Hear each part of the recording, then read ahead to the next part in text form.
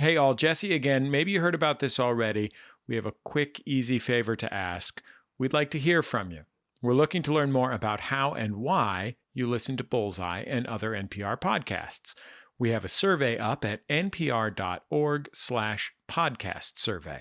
We want to hear from folks who've been listening to us for years and from folks who are tuning in for the first time. In short, you.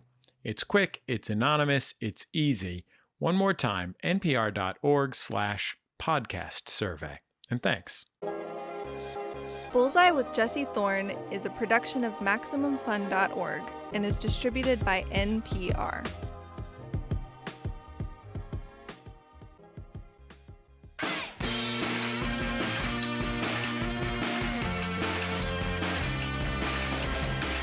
It's Bullseye. I'm Jesse Thorn. The Brat Pack, as you may know, is a term for a group of 8 or so actors who starred in about a dozen movies in the 1980s in various configurations. There is Molly Ringwald, Emilio Estevez, Demi Moore, a bunch of others, and, among them, Andrew McCarthy. McCarthy starred in St. Elmo's Fire, played Molly Ringwald's love interest in Pretty in Pink. Beyond the Brat Pack movies, McCarthy also performed in Mannequin, The Joy Luck Club, and another 80s classic, Weekend at Bernie's. In the last couple decades, he's been working more and more behind the camera. He's directed episodes of Orange is the New Black, The Blacklist, and Good Girls. McCarthy always kind of pushed back on the label of being a Brat Pack actor. He wasn't into the whole nostalgia thing, but as you're about to hear, something changed in McCarthy. In fact, he wrote a whole book about it. Brat, an 80s story, is a memoir that looks back on an era that changed his life forever. It talks about the strange position that he and the other members of the Brat Pack found themselves in back then, barely old enough to drink, but being labeled as the voice of a generation. Our friend and correspondent Julie Klausner read the book and was so taken by it, she sat down with McCarthy to talk about his memories of that time. Let's hear a little from an Andrew McCarthy classic first. This is from Pretty in Pink. If you don't remember, Pretty in Pink follows Molly Ringwald's character, Andy. She's torn between Ducky, her best friend, and Blaine, a preppy heartthrob. McCarthy, dreamy as he is, of course plays Blaine. In this clip, he visits Andy at her job to find a new record. Hiya. We just got these glasses and it's really, Yeah, I didn't like that album I got the other day. What? The record. Oh, the record. Yeah, I thought it was a little too, Too hip, maybe? yeah, a little too hip. Well, Think you can recommend something else, a little less political or something? Lionel Richie? Yeah. No. Tina Marie, Madonna. Madonna. Yeah, It's Madonna. awfully deep. Yeah, very deep. But she's got such great style. Yeah, listen, That's the alarm. Can you hold on a second? Sure. I'll be right back. Andrew McCarthy, welcome to Bullseye. I loved your book. And the first question, it's kind of an obvious one. I'm sure you've heard, why did you write this book? But I know that you didn't want to write this book originally. And you certainly had issues with being associated with Brat Pack. So how did you write a book about not wanting to write a book about not wanting to be associated with the Brat Pack? Well, that's sort of the whole thing, isn't it there? Which question to answer first? Over the years, people have occasionally asked me if I would write a book about the Brat Pack, and I always said no instantly because it was just not of interest to me. And I think I had spent my entire life since the Brat Pack, since the mid-'80s, I guess, running from the Brat Pack to some degree.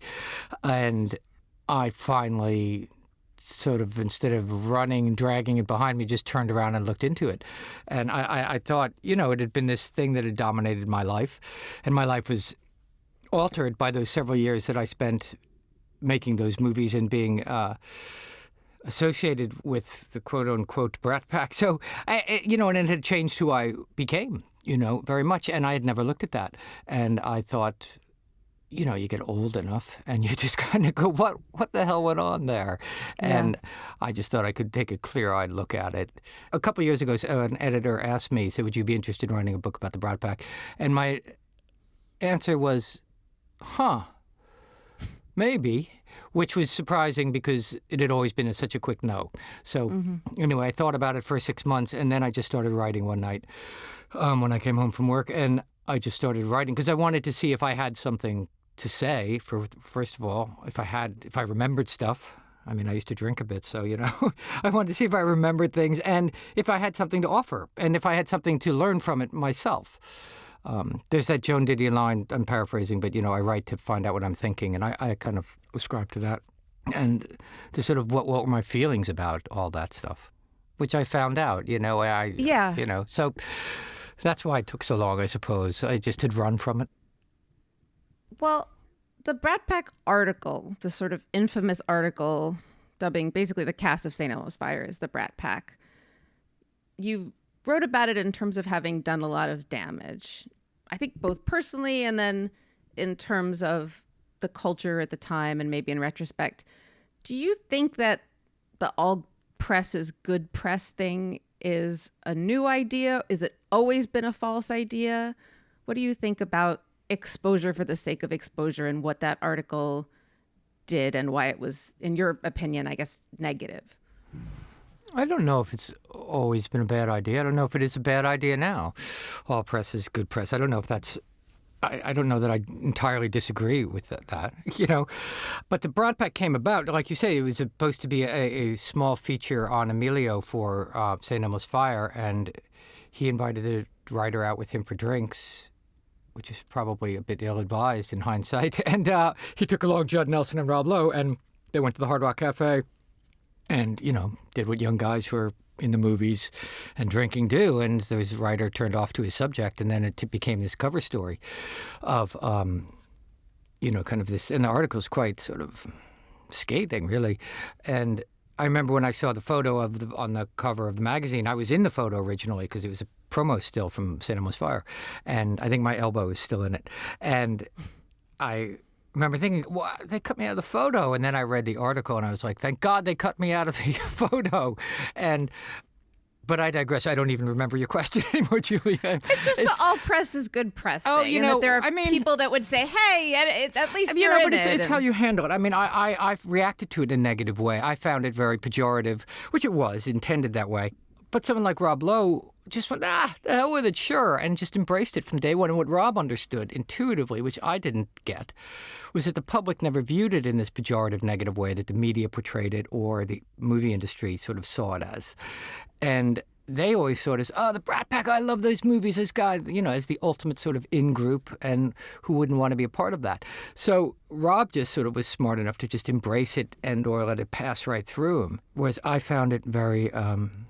I took it personally, and I, who wants to be called a brat? And I found it, the minute you label anything, you're done exploring it or examining it or being curious about it. That's what that is. And we do it, I do it every day. Still, all the time. We all do it. We just sort of, they're that. Yeah, I know what that is. Not interested. And we're wrong so often, because we just sort of see a headline or see something and then we box it and be done with it. And I found that limiting. But, all that, what writing the book did for me was help me to realize, what the Brat Pack has become now all these years and decades later. And so, that we're still talking about it. It's ludicrous. And yet, it's come to be this affectionately iconic term for a generation of people about their recalled youth. It's not even about, I'm an avatar of people's youth now in a certain way. They hear the Brat Pack and they go, oh yeah, remember, man, when we were in school and we went to those parties, and they're thinking, already they're talking about themselves. They're not even talking about the movies. And that's what the Brat Pack has grown to become, is that kind of touchstone for a generation of people, for that moment in youth when people are just cusping into their own lives and stepping out and discovering who they are. And there's no more exciting moment in life than that, And so much of your career is sort of your own youth captured in this bottle. And you talk about just the freshness and the nascency and the discovery that you were able to, sort of have a record of as a young actor. Yeah, you got, the bad phases too, but We'll get to those. But for sure, I mean, I do talk about that in the book, but there is that moment when it's so attractive in people, when they're just blossoming. It's like a flower that's opening up. You just stop and go, oh my God, look at that rose. I mean, it is beautiful when something is blossoming. And there are scores of examples of people through the decades, James Dean in East of Eden is blossoming on screen. Leonardo DiCaprio in Who's Eating Gilbert Grape is just blooming on screen, and just like, oh my God, they're wondrous. And they're not even talking about the acting. The acting happened to be very good in those two cases, but it's more a quality than a skill, I said. So, and that, capturing that, and that's what I certainly had in my version of that in like Pretty in Pink and St. Elmo's Fire. And so that's what people responded to, I think, about me. I mean, I might cringe a little bit at some of the acting that I did, but there's certainly that quality of awakening that is attractive. Well, what I think is also attractive about that area of your career is that you seem to be an acknowledgement of your romantic co-star in the same way that you experience the wonder of watching yourself having this discovery. You, as an actor, are so gifted at reacting to the object of your character's affection, the way you look at her, the way you fall in love on screen, that I wonder if that's sort of part of it as well. Well, I like women, so I mean, it's easy to fall into them sometimes, and you can just sort of fall in that thing, and we've all been there, so you just sort of open that floodgate a little bit, and then people project upon you. Yeah, but did you set out to make us all fall in love with you? Because it's not fair. Just how you would look at Molly Ringwald or even Kim Cattrall in Mannequin, and you just had this sense of, you're a little self-deprecating about your looks, and you're very complimentary about Rob Lowe's, but I think your status as a dreamboat, which I'm sure you're kind of like ambiguous about, has so much to do... I'm all for Dreamboat now. Okay, now that okay, good. At a certain age, you're like, objectify me. Please, exploit me, please, yeah. But I wonder if you see in your acting, and obviously you cringe, but just how beautifully you take in your partner. And I think as a girl growing up with your movies and falling in love with you, as I had no choice but to do, so much of that has to do with, I guess, your regard for your scene partner. I don't know if there was some method in it. Like, were you really in love with Molly Ringwald even when you weren't on screen? I was not in love with Molly, but I think one of the things about being in love is that you're interested in the other person. And one of the things about good acting is you're actively listening and you're actively interested in you. And it's like you want to drink someone up. And I mean, I understood that. And I understood what being in love is that. The more I bask in you and wallow in you, the better I feel. So I'm just going to keep wallowing in you, and I think I understood that. And, a lot of love stuff is unspoken, so it is looks and things. So I might need to turn on the air conditioning over here. But I mean, everyone wants to be seen and heard. That's just everyone universally, and when you direct your gaze and your full attention at someone. I remember meeting the actress Linda Hunt once years ago, and I was going to do a movie with her, and she took my hand and said hello to me as if I was the only person in the room. She'd been waiting to meet me for years, and she had no idea who I was. I had her full attention for the minute she grabbed my hand and said how nice it was to meet me, and I was putty in her hands for the whole film because of that instant. So I think when we really stop and get over ourselves and turn our gaze out, particularly at that age, the gaze is so often in, and for some of us it never turns out. But when we turn that gaze out, it's powerful. Even more with Andrew McCarthy still to come. Stay with us. It's Bullseye from MaximumFun.org and NPR. This message comes from NPR sponsor Odoo. Do you run a business or manage a team? Then it's time to switch to Odoo. Odoo is a suite of business applications designed to streamline, automate, and simplify any company. Odoo has apps for everything: CRM, inventory, manufacturing, sales, accounting, you name it, Odoo's got you covered. So, stop wasting time and start getting stuff done with Odoo. For a free trial, go to odoo.com/bullseye. Hey, I'm Jordan Morris, creator of the Max Fun scripted sci-fi comedy podcast, Bubble. We just released a special episode of Bubble to celebrate the launch of our new graphic novel. At SF Sketchfest in 2019, we recorded a live show with Allison Becker, Eliza Skinner, Mike Mitchell, Cristela Alonso, and special guests Jean Grey, Jonathan Colton, Jesse Thorn, Nick Weiger, and a bunch of other cool folks. We suspect he'll show signs of mutation when in a state of excitement. Now, Annie matched with him on Tinder, so she's going to act as the honeypot. I do enjoy being called a honeypot. Hey, you know what's better than honey? Gravy. Oh yeah, can I be the gravy sack?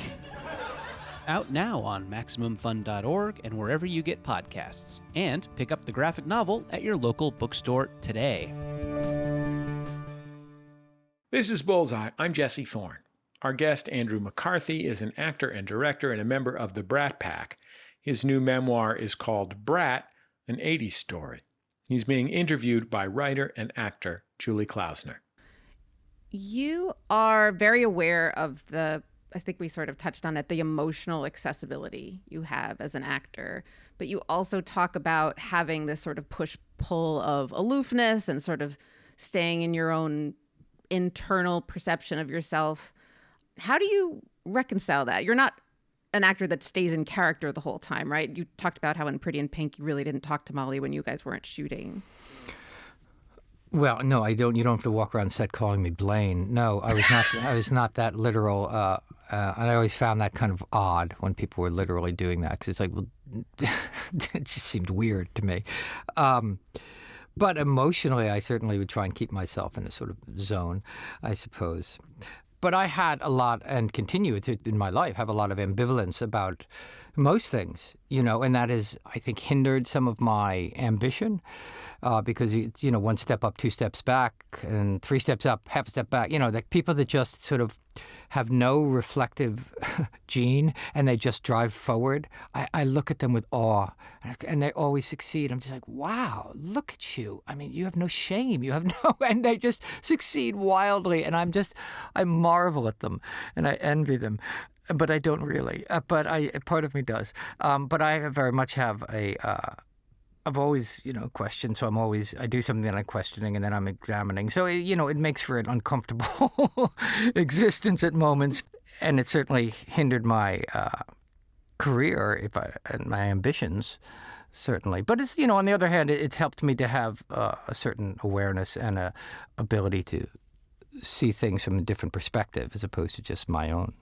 And it's also, I imagine, part of the exercise of writing this book was looking back and seeing, well, that wasn't a missed opportunity. I just didn't want to do it. You talked about turning down an invitation to dinner with Warhol and some of the factory folks.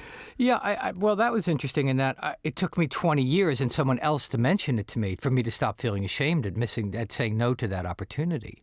I mean, that was so classically me at that time. I went, yeah, I want to do it. I'll go. I'm happy to have dinner. They called me up and said, you want to have dinner with Andy tonight? And I'm like, sure, I'd love to. And as the day wore on, I just grew more and more anxious till finally I called them up right before and said, my cat jumped out the window. I can't come. It was just ridiculous. And for 25 years, I think I was just like, oh, man, you idiot. You just missed so many opportunities like that. My wife, we were walking through a Warhol exhibit at a museum. My wife, and I told her that story, and I was expecting her to say just that. I'm like, why do you always, just get over yourself and do it? She said, well, maybe you just didn't want to be exploited or, seen as an amusement, I think is what she said. And I looked at her and went, oh, my God, that's so largely true. There was also the anxiety of the social anxiety of it, but there was also largely that part of me. I just didn't want to be, so it took me quarter century and someone else's insight to realize that what I did was fine. But that was so much of, I guess, what writing the book helped me discover, that I did just fine. And that so many of what I perceived were mistakes and missed opportunities were simply who I was, who I am, and that it was fine. And the things that, limit me and stop my progress also are part of my assets. And you were turned off by Hollywood after experiencing some of the most Hollywoody things that would make people say, I'm staying here forever, which is living with Jackie Bissett.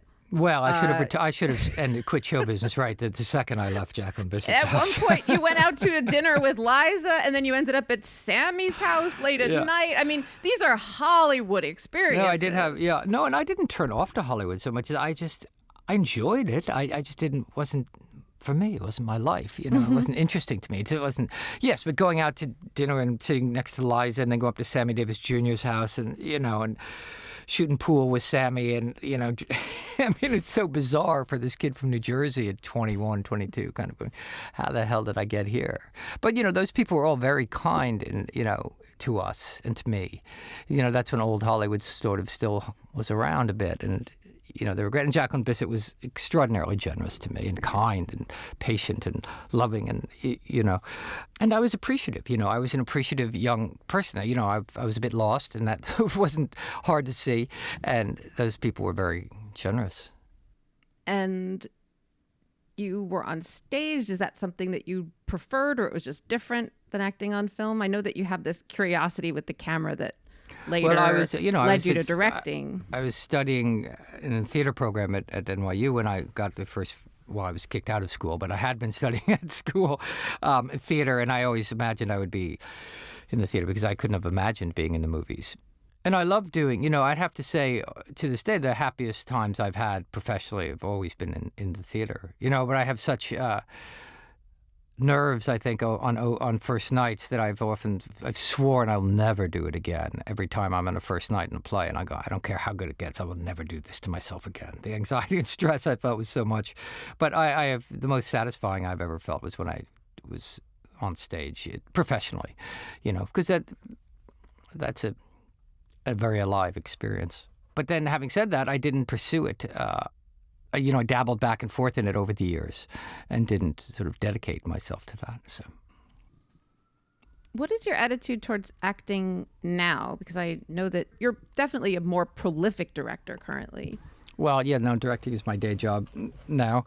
And I direct lots of TV shows. So, and travel writing. But I acted again. I'm just going to go out next week to act in something. I direct this show sometimes called Good Girls, and I've been acting on that a little bit. And I'm going to go out next week and do it again. And I hadn't acted a number of years till I did this bit on Good Girls. I was working. The producer said, "Do you want to? We have this thing of this guy. You want to do it?" And I'm like, "Yeah, sure, I do." And anyway, I found it very.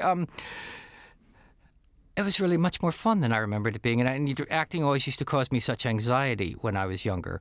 And I just found it to be sort of that joke of the two fish swimming in the water, and the one fish passes the other and says, "Hey, ain't the water fine today?" And the other fish says, "What water?" And that's how I sort of felt when I started acting again. When I went on the show, I was just like, ultimately who I am, I used to say it's not who I am, it's what I do, but I think it's who I am. It's how I located myself. First, when I was 15 years old and discovered acting, I discovered who I was. It helped me feel safe in the world and have my place in the world. And as I got away from it, I got into other things. But I think going back to it was exciting in a certain way and sort of liberating. So, and I have great respect now, because I'm directing people all the time now. And, when I see good acting, I just love it. How much of your attraction to directing had to do with your curiosity around the camera and what it does? And how much of it is sort of more about having been on the other side of it and thinking, oh, it would be nice to be in control of this? Well, yeah, all the above, I suppose. But, for my ego and vanity, I enjoyed the singular position of directing. There's no one else on the set that's directing. Yeah, so I think I enjoyed having that unique position, and I still enjoy that aspect of it. I like, I know how to work now. I've worked with 100, 200 directors, most of them not barely competent, a couple terrific, most of them good craftsmen. but nothing, most times directors, particularly in television, are not concerning themselves with acting. They just have, there are a million things to think about, mostly the clock and getting the shot and just getting it done, getting it again. And I understand that completely. So whenever because I come from acting, whenever I give attention to actors, they're like shocked. They say, "Oh my God, thank you for paying attention," And I do pay attention because I cringe. I can't, if I'm cringing back there, I just can't take, I'm not going to tolerate. I can't, we have to fix this. I can't be cringing back there. And because I have every actor neuroses there is, I understand them. And so I'm able to help an actor and I can talk to them very quickly about how to get out of it. And it always comes back to acting 101, which is you came in here to get something, get it. It's the first thing you learn first day of acting school, and it's the thing people forget instantly. You came in to get $10. I want $10 from you. You don't want to give me $10. We have a scene. We have conflict. And I'm going to get that $10 whether I seduce you or browbeat you or whatever, many different ways. As long as I don't lose sight of that I need that $10, we're going to be fine. And I tell new actors and, I say it to Jane Fonda, Jane, remember you came in to get the $10. And she goes, "Oh, Jesus, thanks, Andrew. Jeez, how can I?" And so I digress. What were we talking about? Is it fun directing James Spader on Blacklist? I love directing Jimmy because he's all the things I was talking about before. He's very smart and he's very well prepared. The one thing that I find shocking is how unprepared so many actors are, that you could show up unprepared. I just find that shocking. And so many are. And they caused themselves so many problems by trying to pretend that they're not unprepared. And it's just like, dude, it's so transparent. You don't know your lines here. So, okay, let's just take it bit by bit then. Let's just call it what it is, though. You didn't do your work, which you can't, of course, say. People ask me if being an actor is good preparation for directing, and I always say, yeah, to somewhat, but really the best preparation for directing is having small children. And it is because you have to constantly redirect people from their own foibles and neuroses into something else, and you'll create a space and go, okay, here's the space. You can do anything you want in here, but these are the boundaries. Yeah. Okay.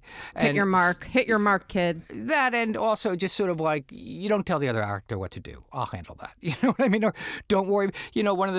Anyway, there's lots of things, but I find it, I enjoy it a lot, and I love the technical aspect of it, which was a great relief to me. And it was a great relief to me not to be stared at, so when I started directing, to not be the absolute focus of attention. And yet to have a unique position upon the set, I liked that. We'll wrap up with Andrew McCarthy in just a minute. When we come back from a break, he has kids now, kids who have seen Weekend at Bernie's, the weird, morbid comedy where two guys go on a long vacation with a corpse. Which begs the question, what do Andrew McCarthy's kids think of Weekend at Bernie's? Yeah, that's right. We're not afraid to ask the tough questions. It's Bullseye from MaximumFun.org and NPR. Investigations into police use of force and misconduct were secret in California until now. We've sifted through hours of interrogation tape to find out who does the system of police accountability really serve and who does it protect. Listen now to every episode of the new podcast On Our Watch from NPR and KQED. This message comes from NPR sponsor Discover. Discover matches all the cash back you earn on your credit card at the end of your first year automatically, with no limit on how much you can earn. It's amazing because of all the places where Discover is accepted. 99% of places in the U.S. that take credit cards. So, when it comes to Discover, get used to hearing yes more often. Learn more at discover.com/match. 2021 Nielsen Report. Limitations apply. Welcome back to Bullseye. I'm Jesse Thorn. Our guest is Andrew McCarthy. He's an actor and director and was a charter member of the Brat Pack in the 1980s. He starred opposite Molly Ringwald in Pretty in Pink and in St. Elmo's Fire. Along with being an actor and director, he's now a writer. A few months ago, he released a memoir called Brat, an 80s story. It's about the Brat Pack era and how strange and painful and uncomfortable and thrilling it was to be at the epicenter of a cultural phenomenon. McCarthy is being interviewed by our friend and correspondent, Julie Klausner. I'm going to ask you a couple of questions about Pretty in Pink. Yeah. which is one of my favorites, and I hope that you're affectionate toward it. I think you seem it's very clear from the book how affectionate you are towards the films that sort of made you. I was particularly happy to see that you had affection for Mannequin, for example. I love Mannequin. I mean, I'm embarrassed to say I love Mannequin. I love Mannequin. And you're in a safe space here. It's I love all those movies now. It did take me years. I ran from them. But I love all of them, and for different reasons. But Mannequin's particularly sweet because it's such an open-hearted, innocent movie.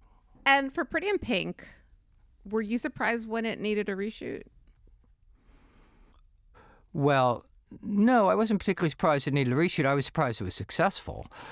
Like, as I wrote in the book there, I didn't like when the original ending was there, where I sort of diss Molly and sort of don't show up for the prom with her and all that kind of stuff. I mean, I have to back up. I thought the movie was a ridiculous movie about a whole movie is going to be about a girl wanting to go to a dance and making a dress. I mean, this is going to hold. And so clearly I was wrong. But the original ending where I dissed Molly was, I thought, unsatisfying. And so luckily when they did the test screening and the audience felt the same way. They loved the movie until that moment. Then they hated the movie. And, John Hughes, being the smart businessman he is, said, okay, let's reshoot that. And that's your fault for being so dreamy. Well, yes, naturally. It kind of is, Andrew. You're joking, but it kind of is. But, because Blaine was not written to be that lovable. That backs up to Molly, because Molly got me that part because, as you say, the part was written for like a high school. Like a jock, quarterback type, square-jawed, broad-shouldered kind of, that guy. And I was clearly not that. But Molly, when I went into audition, Molly, said, that's the guy. And John Hughes said, that wimp. And, the rest is history, as they say. But, that was all Molly. The one that's going to cost us thousands in reshoots. Yeah. Well, yeah, I mean, but it had to end that way because it's a fairy tale, really. It's just a little fantasy, that movie, little fairy tale. So there's only one way for those things to end. But the way that you played it because what Blaine does to her is unforgivable. But the way you play it, you want them to end up together anyway. You want to forgive him just because the two of them have this. I mean, you're just looking at her like this, and it's just overwhelming. So, like I said, I think that's so much to how you played it. Well, that was largely the wig as well. And what a wig! That was right from. I think that was from Party City, or was it just a raccoon? It could well have been from Party City. It was a terrible wig, yeah. And for the reshoot, because I had a shaved head because I was doing a play in New York, and so I had this. So if you look at that scene, which I've now seen thousands of times over the years, what's the clip they show when I go up to Molly at the prom and kiss her and say I love you or I believe in you, whatever it was I said. And, all I can think about is just bad wig acting because I look so like I'm suffering and in so much pain. And it's really just the wig is so ill-fitting that I look so forlorn that it's sort of did all the work. Well, it looks like Blaine regrets being awful. So it works beautiful. Yeah. Did you do an actor's secret for Blaine? That thing where only for those who don't know, an actor's secret is when an actor knows something about his character that is not, explicit. Well, I think you always want to do that. That really, anybody with a secret is sort of, even if you're aware they have a secret or not, there's something about that that leans you forward and sort of you're drawn to them. But in that movie, I did not actively, that movie, I had just been in St. Elmo's Fire where I was starting to become public and young women were suddenly attracted to me where they had never been before. I'd been invisible a week before. And so suddenly I was attractive and then I was sprinkled with catnip, And so there's nothing that builds confidence in a 22-year-old young guy as having women suddenly find you very attractive. And that gave me a certain, not confidence, but just a feeling of expansiveness that was suited that part well. So you couple that with the vulnerability and sort of oversensitivity coupled with a sense of like feeling your oats a little, and you've got this dichotomy that is, a good recipe for that particular movie. Have you showed it to your kids? Do they like it? No, my kids have no interest in seeing my movies. Oh, no! Well, I've told this before. My son several years ago watched Weekend at Bernie's, and he said, he was about 15, I guess, at the time. He said, "Dad, I love you. That's the stupidest movie I've ever seen." To which I said, "Sammy, that's the point. Come on, dude. We made 2 of those." And my daughter, some of her friends told her she needed to watch Pretty in Pink. She's 14 now. I guess she was 13 at the time. And so she watched the trailer for Pretty in Pink and saw me kissing Molly and said, I don't want to, I'm not watching some movie where you're kissing some other woman. I'm not watching that. So no, they have not seen. It's ancient history. Weekend at Bernie's saved you, you wrote, after a run of flops. It is a wonderful, goofy, extremely stupid, underrated I love Bernie. movie. I think Bernie's great. I don't really have a question. I just sort of wanted to share that. Well, when I said that in the book, I said Bernie saved my life. It was a good transition for the to start the next chapter. But it was also an act break. It also it was a good act break. And also I just enjoyed it so much. I hadn't gotten a chance to play comedy like that and to play that part, to play this sort of jerk, and I found that really. Well, you got to be the guy with the swagger, not the one who's, sensitive and hurt and gets the girl. Yeah, and that was the part they asked me to do. And because I was successful at that time, I said, "I don't want to play that. I want to play the other part." And they went, "Okay, sure." So, yeah, I loved that. But and I based that entirely on a friend of mine. Everything about it. The look, the purple high tops, the Hawaiian shirts, the shorts, the idiotic attitude. All of it was I just imitated my friend. What kind of a host invites you to his house for the weekend and dies on you? Why would he do this, huh? I mean, he had everything. A house, cars, women. This is tragic. I don't understand why he couldn't wait until Monday to kill himself. Look, we have to call the police, huh? I mean... And how am I going to get back to the city? He promised me a ride. Knock it off, Larry. Who cares about a ride? We're talking death here. I mean, this is just my luck. I finally catch a break at the office, finally see some light at the end of the tunnel, and wham! Gone! Wait a minute. What am I going to tell them? Huh? I mean, they might think we had something to do with it. I told everyone at the office we were going out to Bernie's house for the weekend. They were so jealous. I mean, I loved it. Now what am I going to tell them? You wrote about a lot of obviously very personal stuff in this book. You mentioned your drinking. You mentioned your dad, with whom you've had a complicated relationship. And I wondered, what was the hardest thing about writing this book? Was it that stuff, or was it sort of more of the connecting the dots? Well, there were 3 things that were important if you were to be interested and learn about that time in my life. And one was I was successful in movies. One was that I had a drinking issue. And one that my father and my relationship was very fraught and got worse the more successful I got. And to take any one of those 2, it's like a 3-legged stool, and to take any one of those out, you would not be getting the complete story of what happened.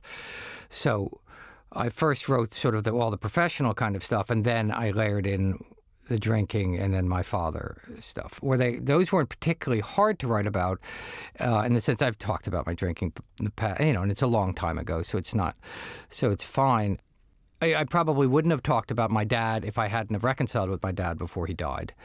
I would have just, out of respect for that, I guess, left that alone. But now, my dad, he was freewheeling. He had no secrets. So, I mean, he didn't, that was fine.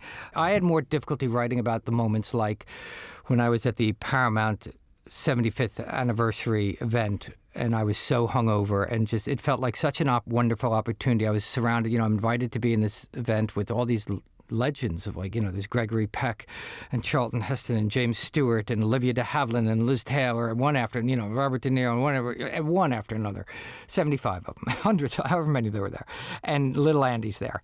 And I was so hungover and so sort of ashamed of myself because I just felt so a mess that opportunities like that I sort of squandered. I don't really have regrets, but that one would have been like, come on, would have been nicer to handle that a little better. So moments like that to really sort of go back and sort of unpack were like, yeah, no, that was not your best moment. It seems like the hangovers were the bad parts when you talk about the effect of alcoholism on... Well, I suppose the fear and the hangovers would unleash, I suppose, great fear.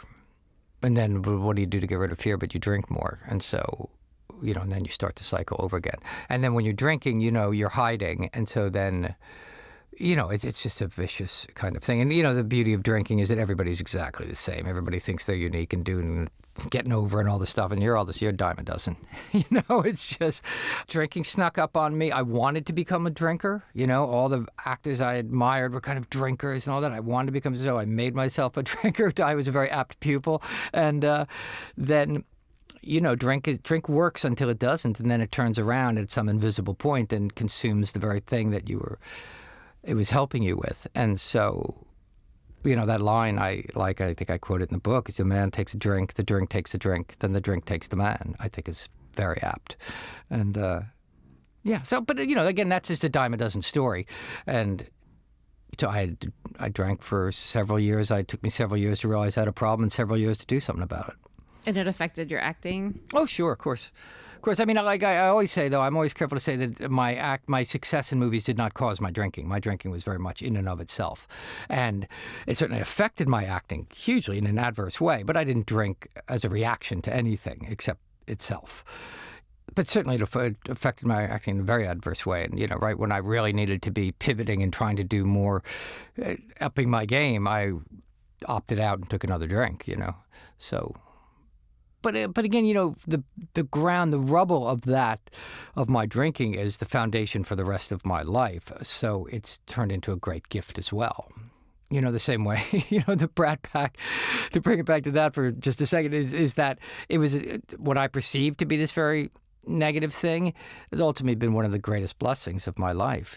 I could have been in the exact same movies, and if the Brat Pack label didn't exist, we wouldn't be talking today. It elevated all of us, and as much as it contained us and stigmatized us, it elevated us all into this kind of culturally iconic position that would never have existed if it were just simply the movies.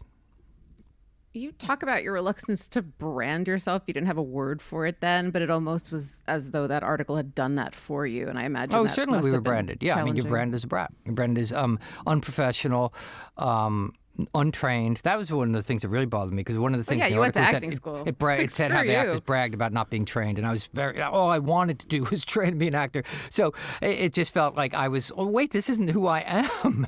And so I felt unseen, like we were talking before about people wanting to be seen and heard. I felt unseen. I felt seen for something that I was not.